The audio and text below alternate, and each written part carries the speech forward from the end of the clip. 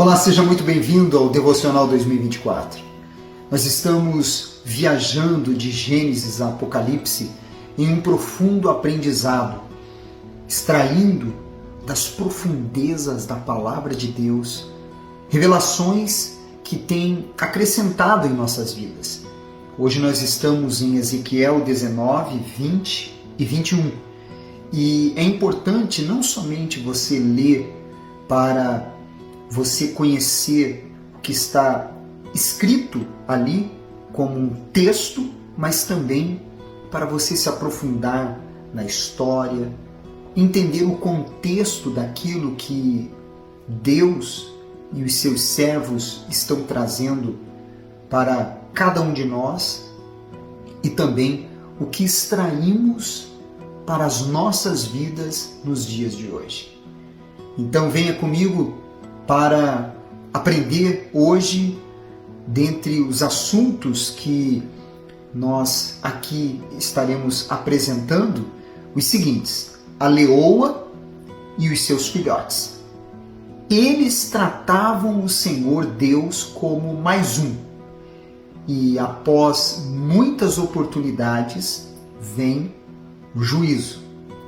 No capítulo 19, no versículo 2 ao versículo 9, a palavra de Deus ela fala sobre a parábola do leão enjaulado. Eu vou ler para você aqui o versículo 2, que diz: E dize, quem é a tua mãe? Uma leoa entre leões, a qual, deitada entre os leõezinhos, criou os seus filhotes. O que seria essa leoa? Quem são esses leões? O que tem a ver essa história com esses enigmas, com esses personagens? Para você entender o contexto bíblico nesta passagem, você precisa primeiro entender quem são eles, os personagens, para que quando você for ler, então saiba do que está sendo falado, sobre qual assunto está sendo tratado e o que extrair deste contexto.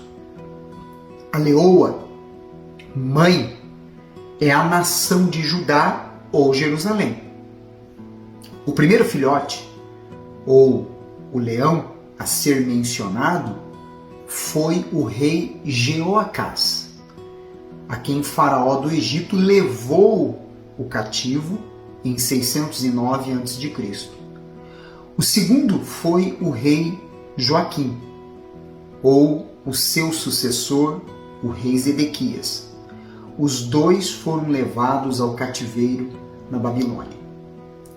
Então, você vê como que estes leõezinhos foram tratados, exatamente pelo fato da maneira como eles procederam.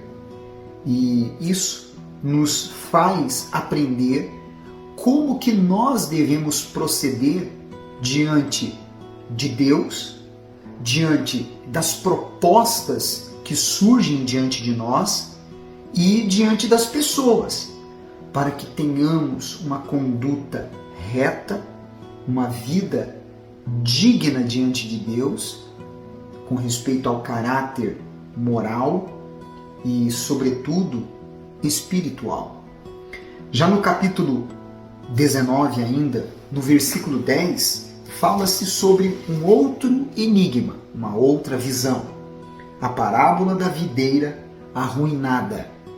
O versículo 10 diz: Tua mãe, de sua natureza, era a qual videira plantada junto às águas, plantada à borda.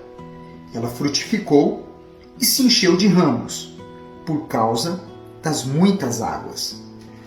Estas águas, elas representam a presença de Deus. Quando estamos, de fato, plantados junto a Deus. Mas essa videira, ela provavelmente represente Judá ou Jerusalém, não uma rainha mãe de fato.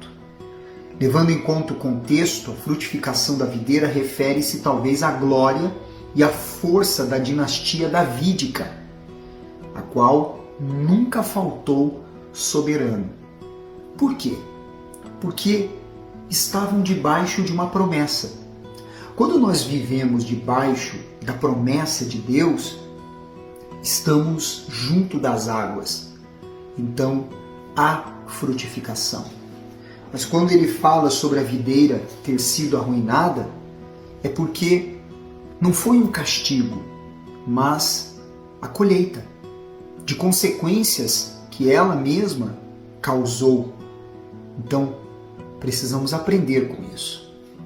Já no capítulo 20, no versículo 3, quando fala sobre as abominações da casa de Israel depois do êxodo, diz assim o versículo 3: Filho do homem, fala aos anciãos de Israel e dize-lhes: Assim diz o Senhor Deus, acaso viestes consultar-me?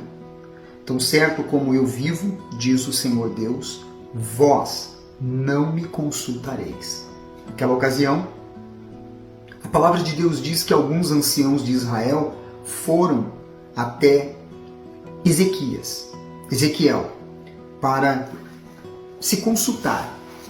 Só que as intenções que haviam dentro deles, e Deus conhece todas elas, não eram boas. Deus desprezou a consulta que eles vieram fazer por ver que não havia arrependimento em seus corações. Aos olhos deles, o Senhor Deus era apenas um dos vários deuses a ser aplicados e adorados.